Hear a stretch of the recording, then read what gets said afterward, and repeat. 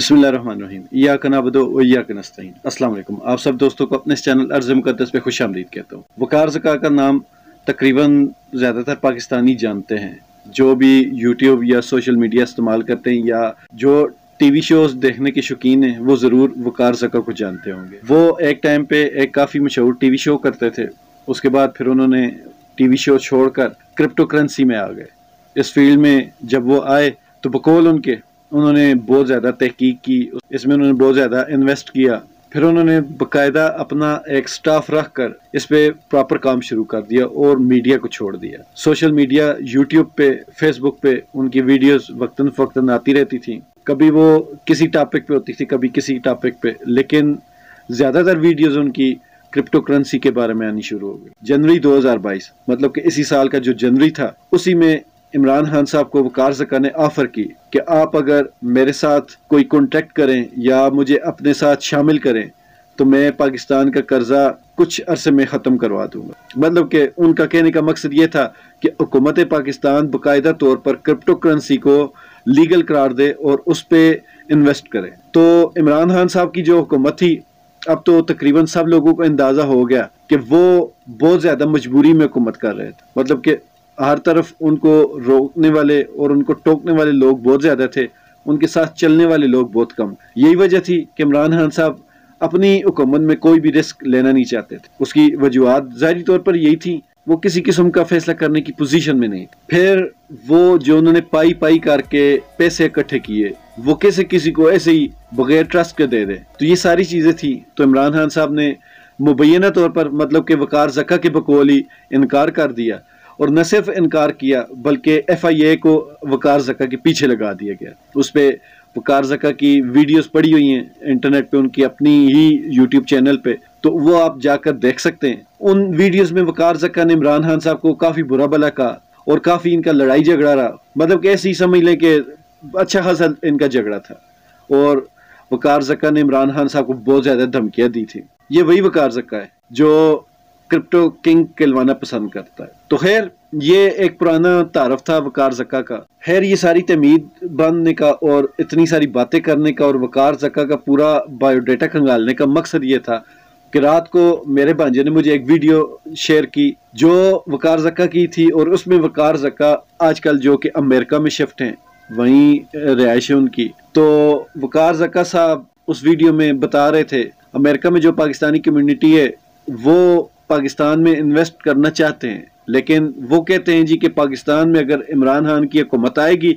तो हम तब इन्वेस्ट करेंगे। वैसे हम इन्वेस्ट करने की पोजीशन में नहीं है, ना ही हमें किसी और पे ट्रस्ट है इमरान खान के अलावा। तो वक़ार ज़का साहब कह रहे थे कि इमरान खान की बाकी चीज़ें जिनके साथ मुझे इख्तिलाफ है वो अलग हैं, लेकिन ये जो चीज़ें हैं ये इमरान खान के फेवर में जाती हैं कि लोग उन पर ट्रस्ट करते हैं, लोग उनके ऊपर भरोसा करते हैं और लोग उनको इन्वेस्टमेंट के लिए पैसे देना चाहते हैं। लेकिन हमारे यहाँ जो रिजीम चेंज ऑपरेशन हुआ और इमरान खान साहब को साइड लाइन कर दिया गया, इस वजह से जो ओवरसीज़ पाकिस्तानी हैं उन पर बहुत असर पड़ा। और यही सोचें अगर ओवरसीज़ पाकिस्तानियों पर असर पड़ा तो बाकी जो लोग हैं जो इन्वेस्टमेंट करना चाह रहे थे गैर मुल्की पाकिस्तान में, उन पर कितना फ़र्क पड़ा हो। तो ये सारी बातें जब मैंने सुनी तो वक़ार ज़का की वो पुरानी बातें याद आ गई जिसपे उन्होंने इमरान खान साहब पे बहुत बेहुदा किस्म के इल्ज़ामात भी लगाए थे और उनको धमकी तक दे दी थी उन्होंने कि अगर तुम मेरे घर तक आए तो मैं बनिगाला हूँगा। ये उनकी ऑन रिकॉर्ड वीडियोस पड़ी हुई हैं।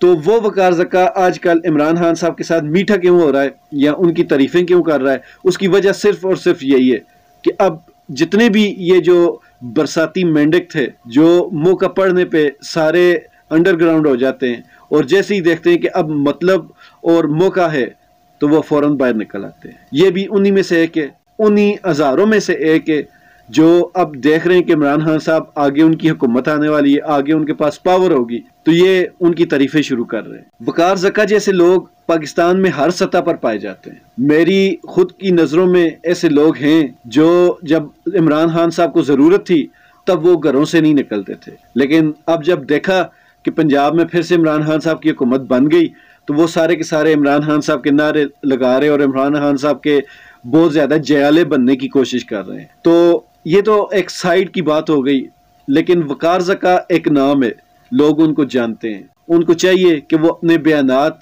सोच समझ कर दिया करें, ताकि लोगों पर उनकी जो एक शख्सियत बनी हुई है उस पर खराब असर न जाए। अपनी इन्हीं बातों की वजह से कई दफ़ा वो मुतनाज़ा भी रहे, लेकिन अब अगर उनकी नीयत साफ है और वो वाकई इमरान खान साहब को समझते हैं कि वो अच्छे इंसान हैं, तो फिर उनके साथ खड़े होने में उनको शर्म नहीं आनी चाहिए, ना ही उनको कोई हिलोजत से काम लेना चाहिए, ना ही उनको ये इंतज़ार करना चाहिए कि खान साहब मुझे बुलाएंगे तो मैं जाऊँगा।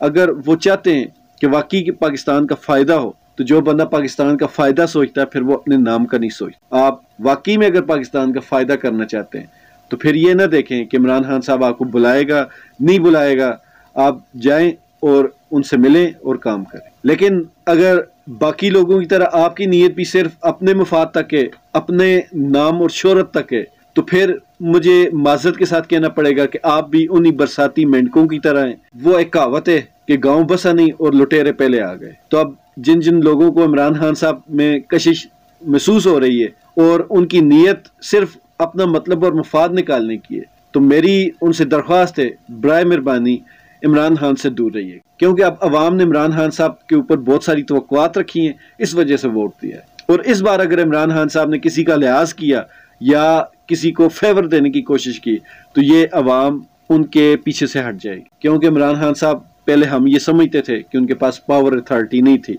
लेकिन अब होगी इंशाल्लाह। तो जब उनके पास पावर और अथॉरिटी होगी तो वो पाकिस्तान की किस्मत के सारे फैसले कर सकेंगे, और मुझे उम्मीद है कि वो पाकिस्तान की किस्मत के सारे अच्छे फैसले करेंगे और उन फैसलों को कामयाब भी करेंगे। तो इमरान खान साहब से भी मेरी गुजारिश होगी कि इस जैसे जो बरसाती मेंढक टाइप के लोग होते हैं, इनको अपने आप से दूर रखिएगा। यही लोग होते हैं जो बड़े बड़े बादशाहों को भी डबो देते हैं, तो ऐसे लोगों से बचिए। हर बंदा ये सोचता है कि मेरे साथ ये जो लोग हैं ये बहुत मुखलिस हैं, लेकिन वक्त बताता है कि वही मुखलिस लोग जो होते हैं असल में दर हकीकत वही आपके सबसे बड़े दुश्मन होते हैं। आप उन लोगों को देखिए जो आपके मुश्किल वक्त में आपके साथ खड़े थे, ना कि वो लोग जो अब आपकी जीत मनाने, आपकी खुशियां शेयर करने के लिए आ गए, जो आपके गम में, आपकी मुसीबत में, आपके दुख में साथ खड़े थे। उन्हीं लोगों पे आप ट्रस्ट कीजिएगा। ये जो नए बरसाती मेंढक टाइप के लोग हैं, इनको अपने आप से दूर रखिएगा। अल्लाह ताला से ये दुआ है कि अल्लाह ताला हम सब का हामी और नासिर।